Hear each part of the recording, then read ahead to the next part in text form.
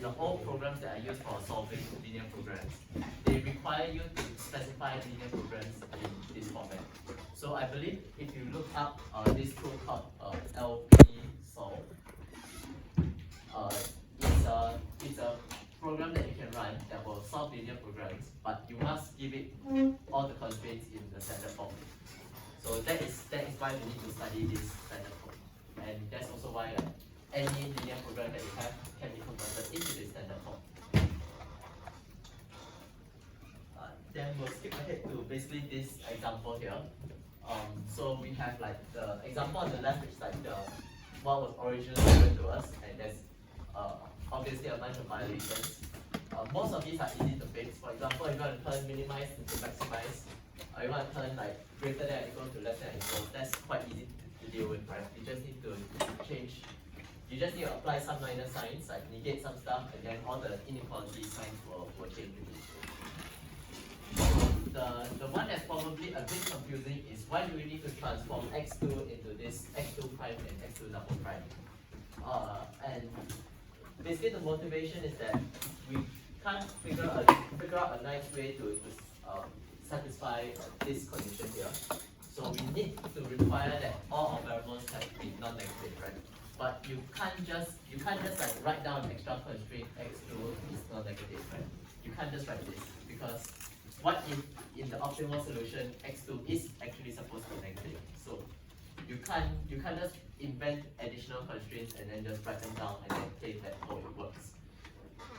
So instead, what you can do is to observe that like basically we don't really have any other constraints on x2 itself at the moment. We have some constraints like related to x2, like between x1 and x2, but there's no like x2 at most something. So there's no like simple trick that we can deal with, that we can use to help us here.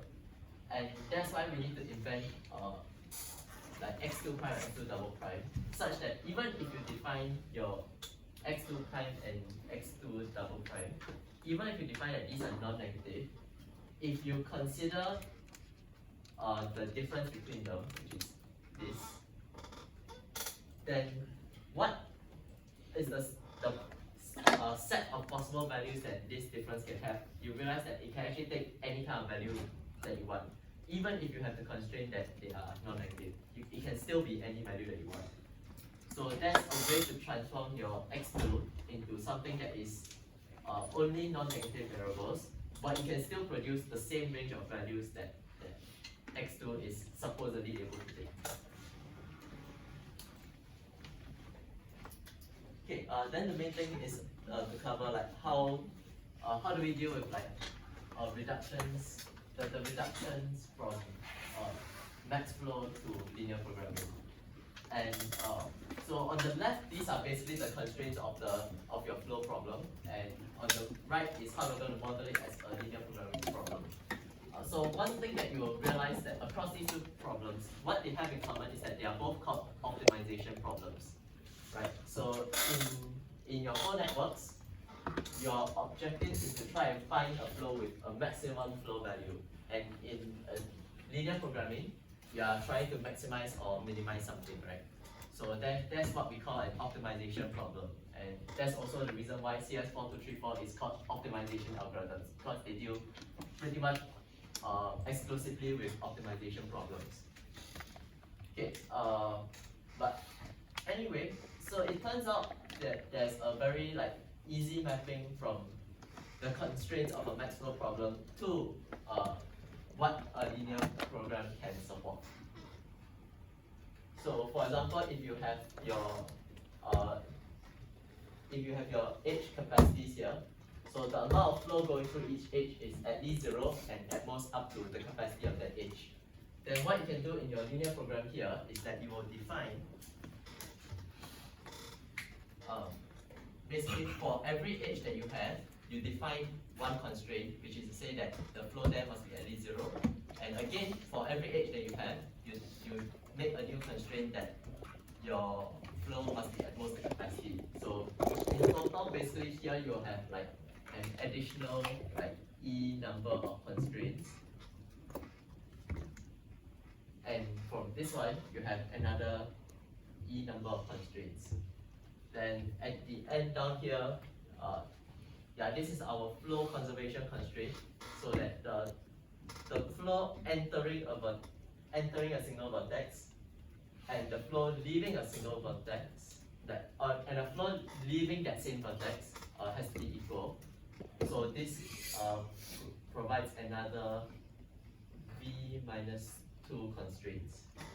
And one thing you realize is that all of these constraints are all linear, right? So there's no like I have my flow variable and like a square term or something like that, or you don't have like a square root, or you don't have like a log term. So these are all linear, right? Because it's just 1 times the flow value. So it's, yeah, so that's why we call a linear constraint. Then we also look at what is our optimization objective here. So it says here that the objective is a linear function, and the way it's positioned is kind of misleading. It makes it look like f is supposed to be a linear function, but f is not a linear function again. F is just like the flow value, so it's just a number that we assign to each edge. So f is not a linear function, but instead, if you consider, let's say, the flow from S to some neighbor of it, let's say V1, plus the flow from S to V2, plus flow S to V3, and so on, then what you realize is that this sum is basically what we can call a linear combination of our flow values, right? Because it is like just 1 times this plus 1 times this plus 1 times this. So that is what we mean by linear function. So if, let's say our optimization objective is a single thing z, and z is equals to this linear combination, then we say that this z is the linear function, and this is the thing that we're trying to maximize or minimize.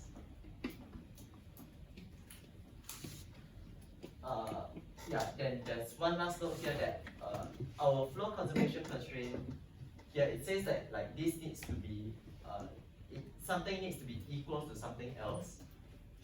It's not really an inequality, but you can basically kind of split this up into, you can always handle equalities by saying like, if you have a constraint that says like A equals to B, where A is something and B is some other thing, you can always break it up into 2 constraints, which is A less than equals to B and B less than equals to A. Right?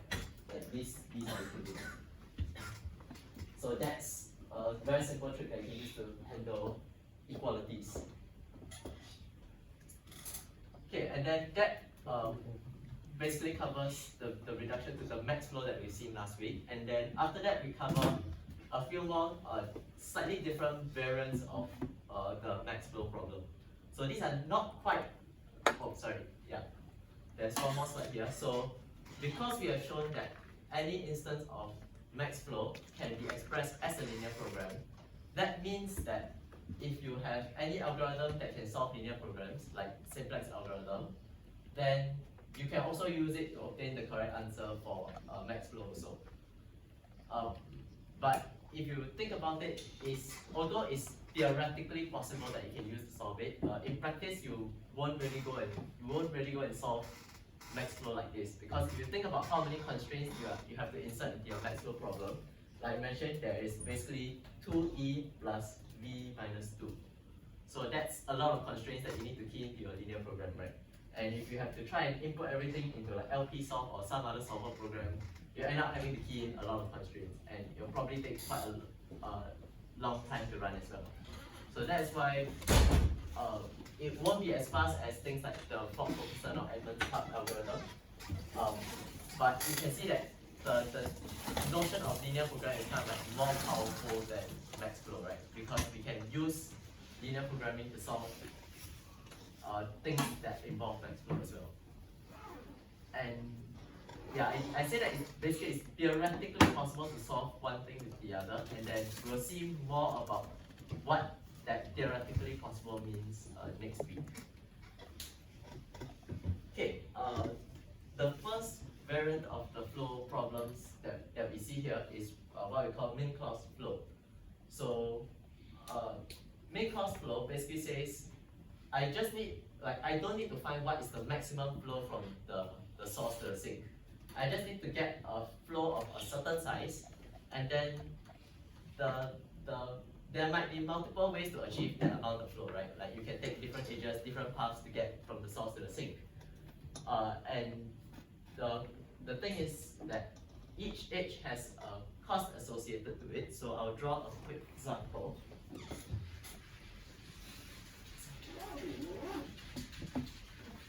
So let's say you have a flow network source.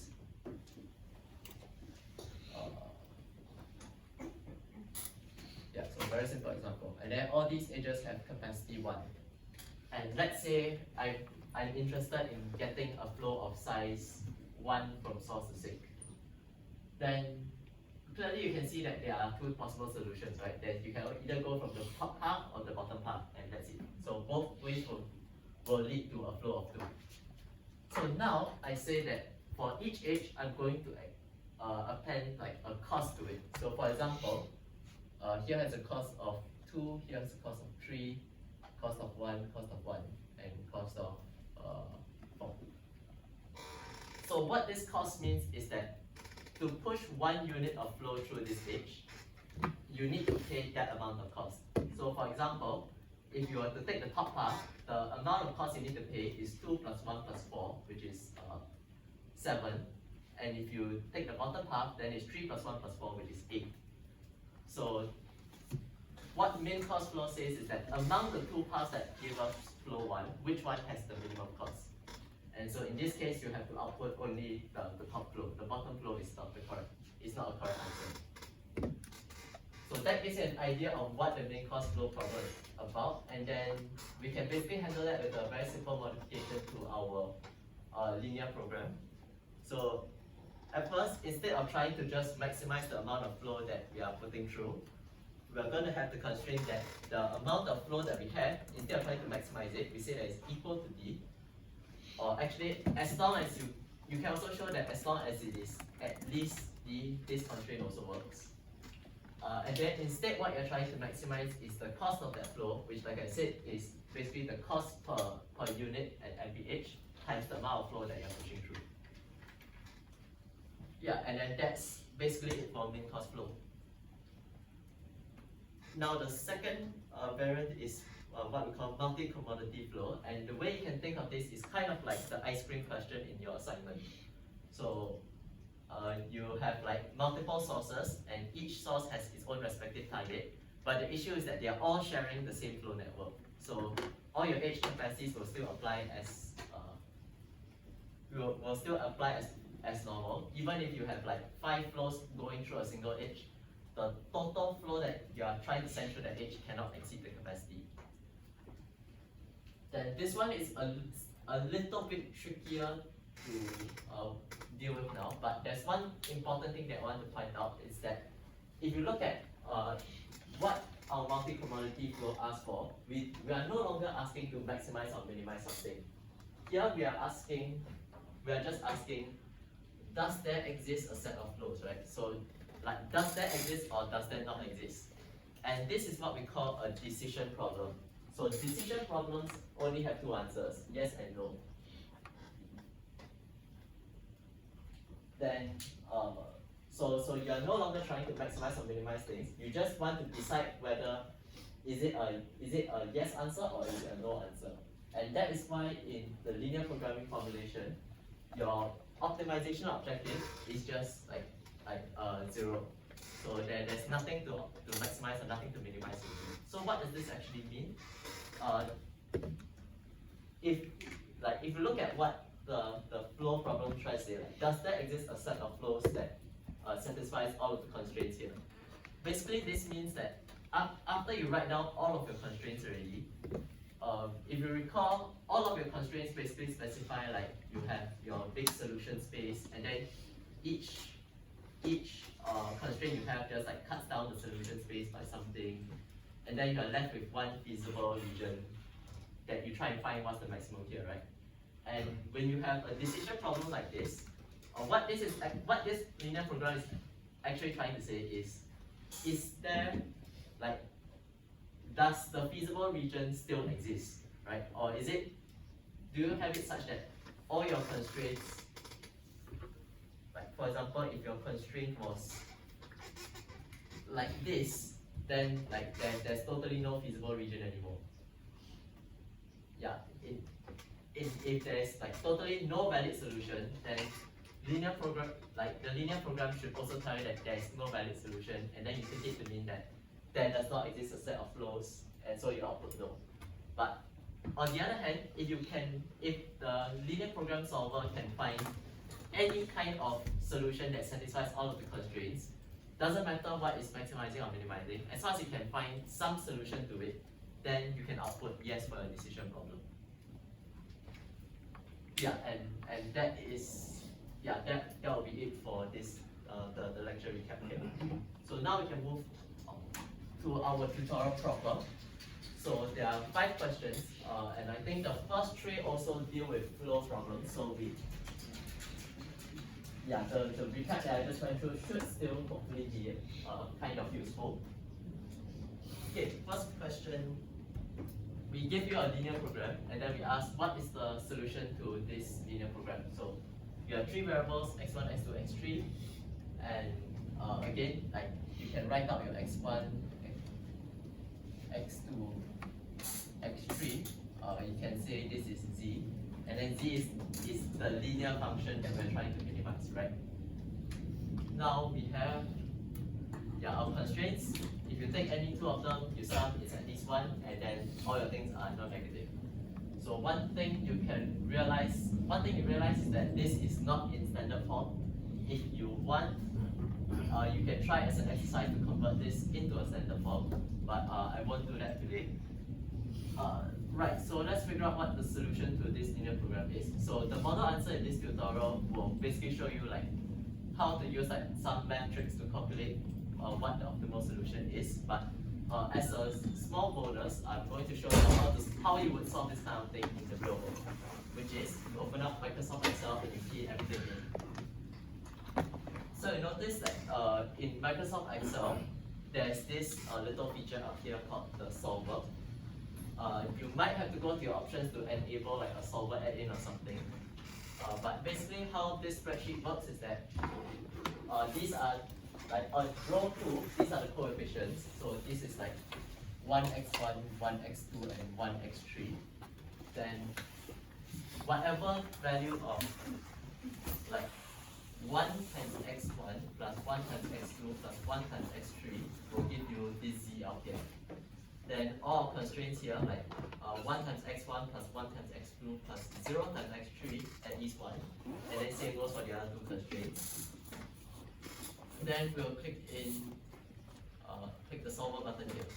So you can see that we are going to set our objective, which is B4, that's where our z is. We are trying to minimize it, and then by changing our variables, which is x1 to x3, and subject to the constraints that we're given in the question. Yeah, so you can see that this is kind of a little bit more powerful already because technology has developed. You no longer have to give all your constraints in standard form. So Excel will be able to calculate things, convert things into standard form if it needs to.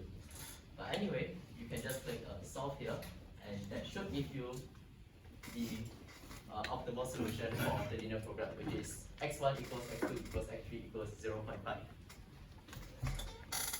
Right. So we know that the solution to the linear program is basically if you set all of these to 0.5, your z will be 1.5. So how can we actually derive this in an exam where you don't have Microsoft Excel? So the first thing you can do is that you can just try like a bit of guess and check, and you observe that this is a solution that satisfies all of the constraints, right?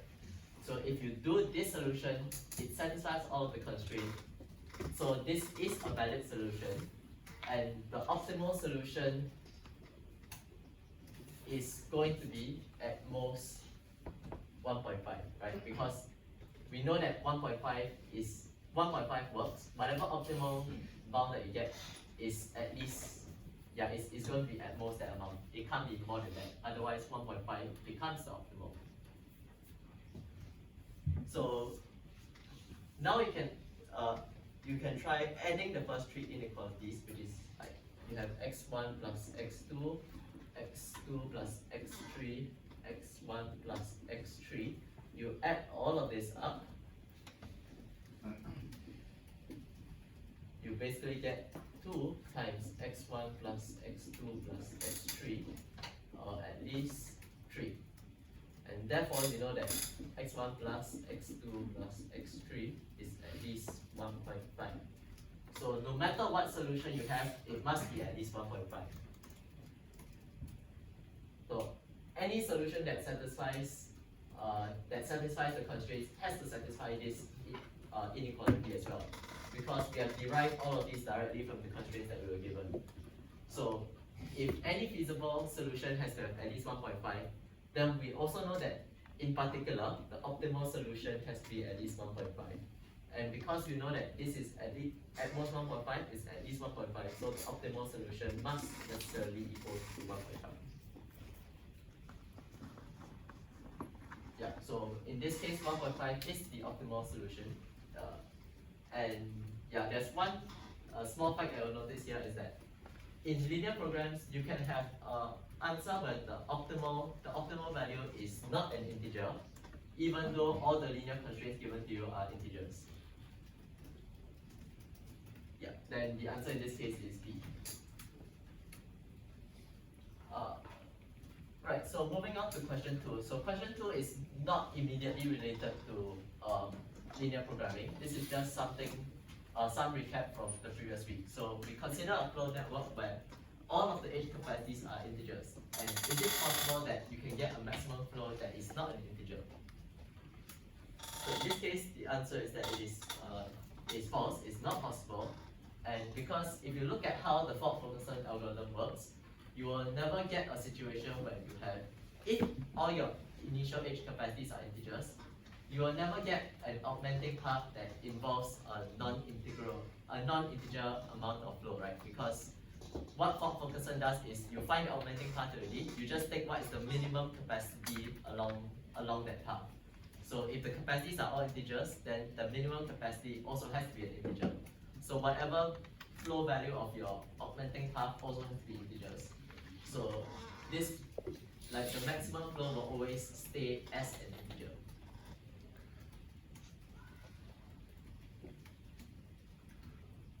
Okay, so yeah, that's quite a straightforward question. So we'll move on to question 3 here. So now we know how to reduce bipartite matching, the maximum cardinality bipartite matching, into a max flow problem already. And we also know how to reduce a max flow problem into a linear program problem already. So why don't we try and combine the two ideas to reduce the maximum matching problem into a linear programming problem, right?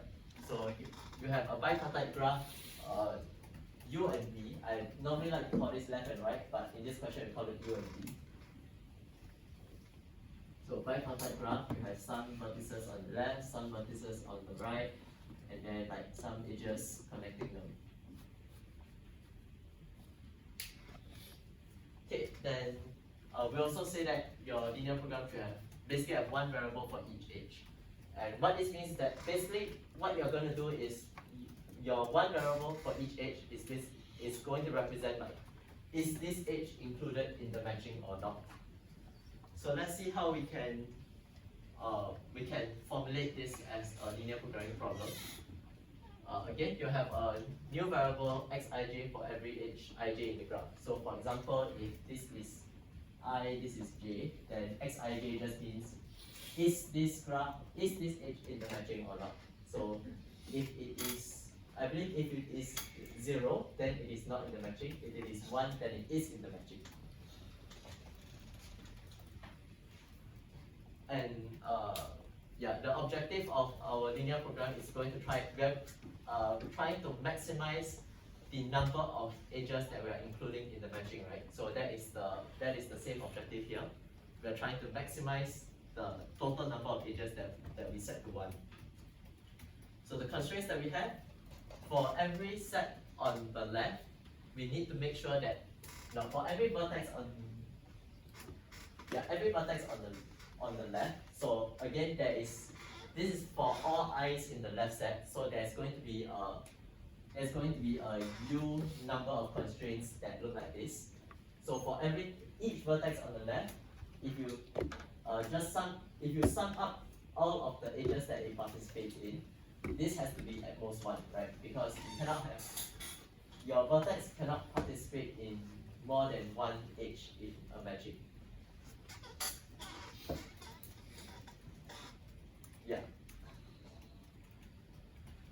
Then similarly, for the right set, we also define a similar thing. So you will have another v constraints here to say for everything on the right side, whatever vertex you have, you check all of the edges that is adjacent to it. The amount of edges that you are participating in is at most one.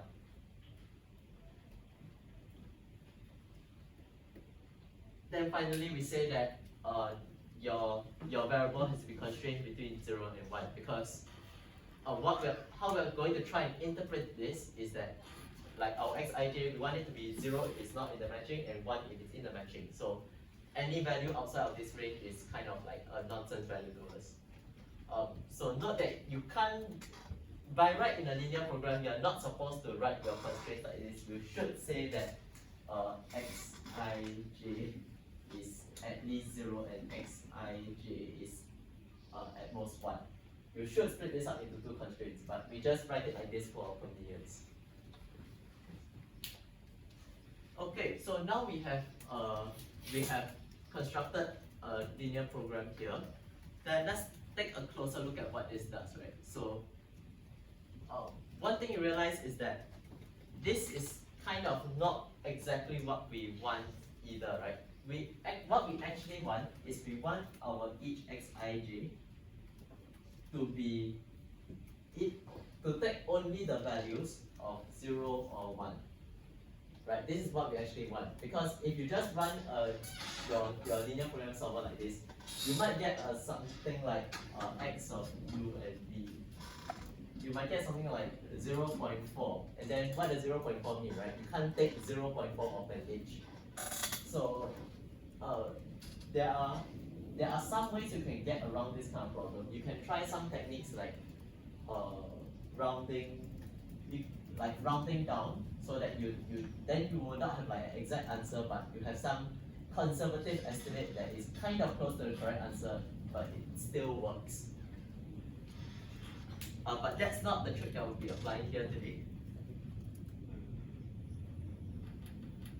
So instead, we are just going to show that if, in fact, in this specific case of modeling a linear program, it's actually not possible to get any kind of fractional answer. So what we will get is that if your solution is optimal, then it must be the case that it is either 0 or 1. And the way to do this is to observe that your linear program is basically encoding what Maxflow is trying to do. Because if you look at how this formulation works, you basically kind of have for everything your left and your right, you are applying sort of the vertex of from the left and to the right. These are the capacity constraints in your flow network, and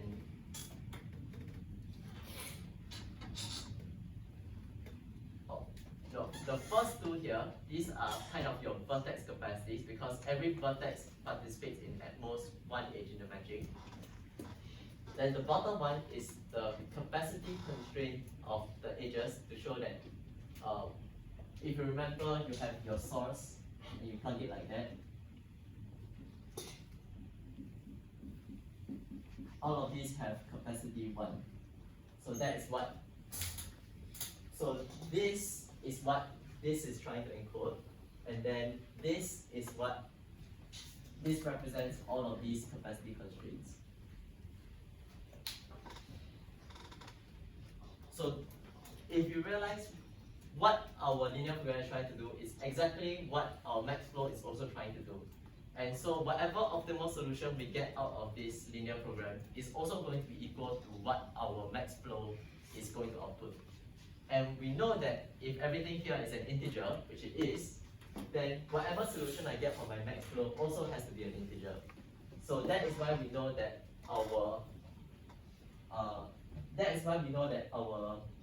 whatever optimal solution that we get, this is true. So you will never get a case that the variables have some kind of fractional solution in it. Any questions on this so far?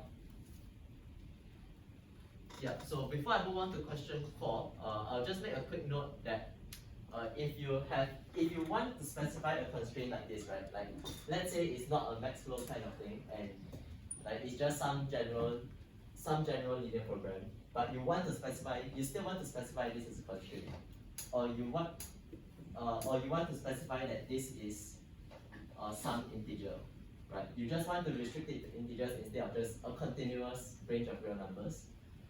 Then this actually becomes a different type of problem already. It's no longer called linear programming, but instead it is called integer linear programming. So ILP. And in the case where your values are only 0 or 1, this is called 0-1 integer linear programming. And the issue with these two problems is that unlike linear programs which have efficient solutions, integer linear programs are NP hard. So what is NP hard? You'll see more of it next week. So I won't go into too much detail of it. But that's just something that will be useful to take around. Okay, question 4. Now we're dealing with linear regression. So we have n points, and then we want to find a line that fits the point as close as possible. So I can go through a little bit of background just to provide some motivation of why we are studying this problem. So this basically originates from statistics, right? And basically what linear regression says is that let's say you have some like real world data, which is or some real world like model, which is that y equals to fx. I'm going to oversimplify here, so it's not going to be 100% accurate, but suppose we have like y equals to some fx. So this is some model, that phenomenon that happens in the real world, and because it's just some property of the universe, we have no idea what this f is supposed to be. But instead, what you can do is you can take like some measurements, which is y1 equals to fx1, y2 fx2, and so on. And then this is what you call your training data, right?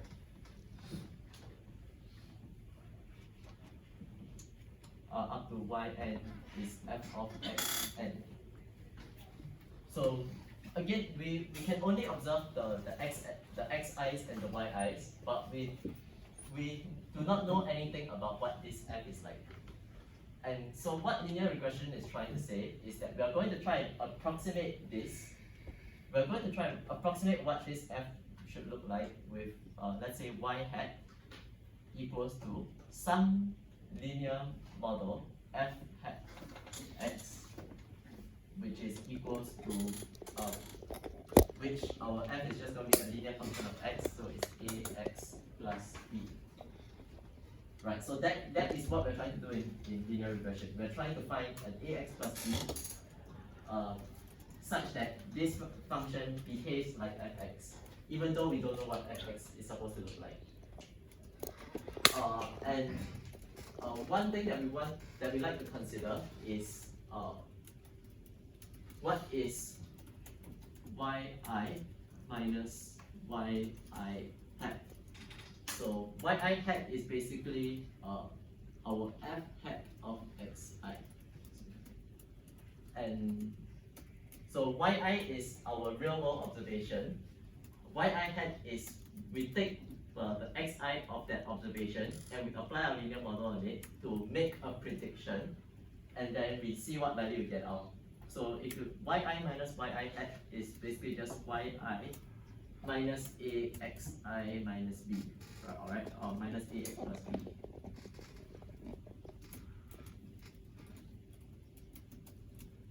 and this is what we call the I residual,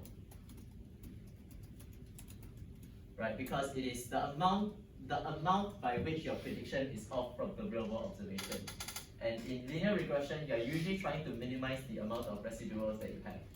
And in fact, if you want to minimize the residual squared, then I believe this is basically equivalent to the ordinary least squares regression method. But because we are talking about linear programming, we can't deal with quadratic terms in our linear program. So that's why for the purposes of today's tutorial, we are going to further simplify it to we are just interested in minimizing the sum of the residuals. Right. So we are just trying to minimize the sum.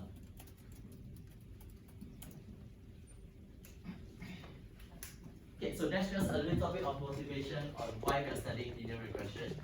And now we're going to see how to formulate this thing as a linear program. Okay, so the way to do this is that you will introduce new variables, and each variable here corresponds to the residual that you will get if you have a certain value of A and B. So the variables that you're using is going to be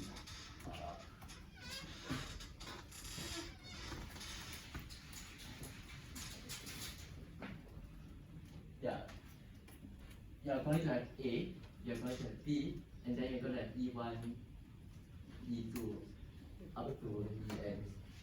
So each EI basically represents the ith residual, and we are trying to minimize the sum of the residuals. So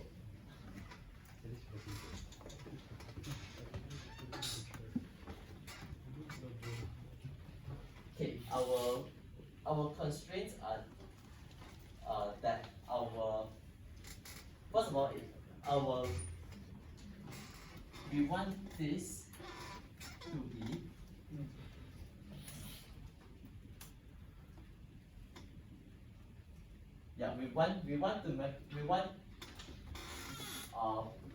we want to model our EIs to be something like this.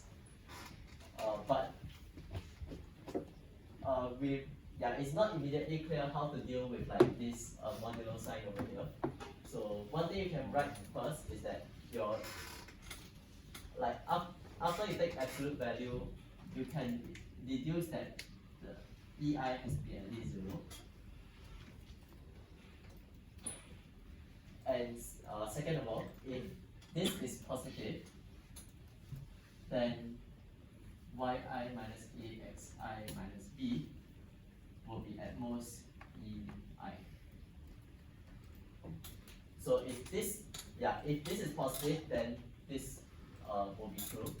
And if this is negative, you also need the other way to be true.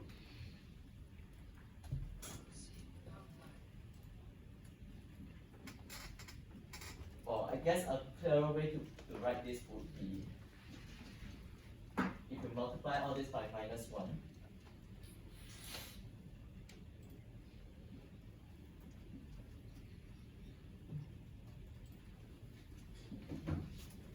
Right, so if you take these two conditions together, or take these three conditions together, you'll basically end up with what you have on top here. And once you split this out into all these linear constraints already, then it's just a matter of applying how do you use all the EIs to form your optimization objective, which is you want to minimize the sum of all the EIs that you have.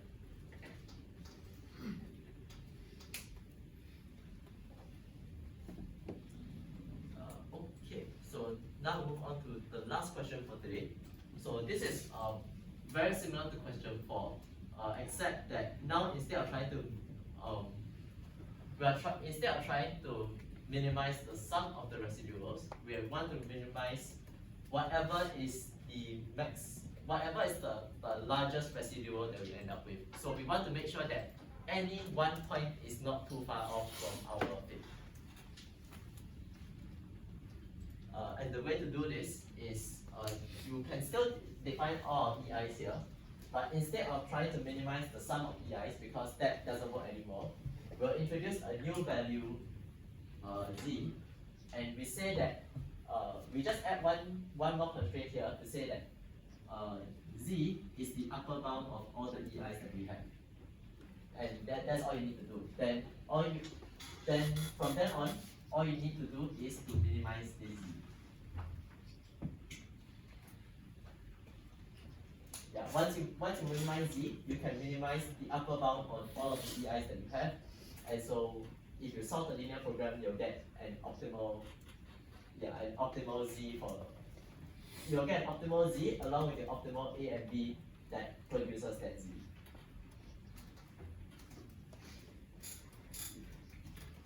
Yeah, so any questions on this?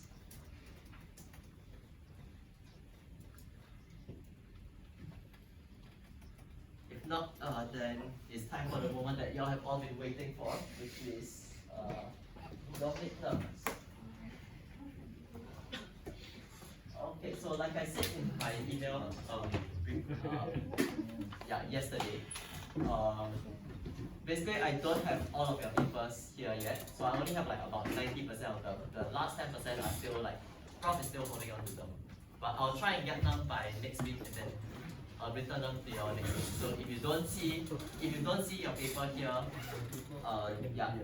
if you don't see your paper here yet, or if you want, you can check with me to see whether like whether I'm supposed to have your paper or not. Then again, once you receive, I sent it in the email already, but just to repeat, once you receive your paper, I basically need you to check two things. One is that every correct answer that you have inside, you do receive like full marks for it. And in particular, don't try to argue for like more partial marks if your solution is already wrong. So I know like the grading scheme seems to be quite harsh. Like I personally find that it's quite harsh already, but that is what the graders have set out, and that is what they have stuck to and standardized across the board. So yeah, it's not going to be possible to get like higher amounts of partial marks unless your solution was completely correct in the first place and like they just saw something wrongly. The other thing I need you all to check is that the marks are all being added up correctly. So basically make sure that the things the marks inside the answer book match with the marks on the front page, and the marks on the front page add up to the total at the bottom here. Yeah. And if there's any calculation issues, please let me know before you leave this tutorial room. Once you leave this tutorial room, I won't help you anymore. Okay, then without further ado, these are all sorted according to your student IDs already. So if your student ID starts with the numbers 019, you can come down and collect this. Yeah, you can just come down now.